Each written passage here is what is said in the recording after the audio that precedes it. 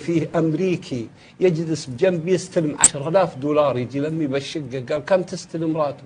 قلت له أسلم $3,000. قال كم يؤخذ ضرائب؟ قلت له والله أخذها وأحطها بالبنك.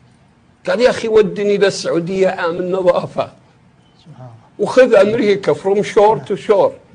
أنا يؤخذ عليه ضرائب مدينة ويضرب ضرائب ولاية وضرائب الحكومة الفيدرالية، وأنت تستلم راتب. هذا ما بينه الإعلام علشان يعرف الناس ما هو فضل تلك الدولة التي تحكمنا. ونريد أن نسمع من الخارج لهوا كاملا، كلهم تجدهم دكاترة في المجالس، طلبة، كلهم يتحدث عن باريس، عن لندن، ولا جاء لها الصحراء ذي قام يقول حنا ما عندنا ويقارن. لا تقارن يا أخي. لا قلنا للطالب الأمريكي الكحيتي اللي يشتغل بمطعم ويصرف التويشن حقه الأجار، قلنا له باريس لندن، قال why didn't you get lost there.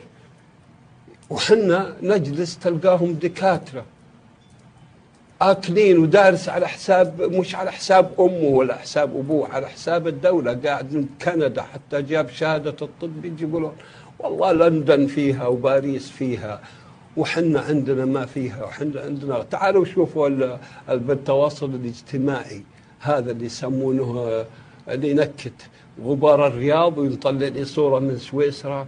هذا يا أخي يثير الشباب.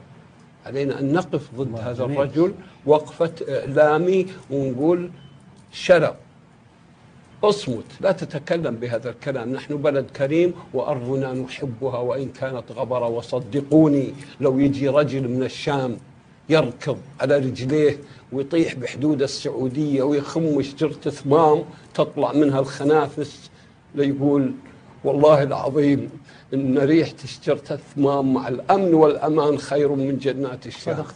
نعم. الله. أحسنت.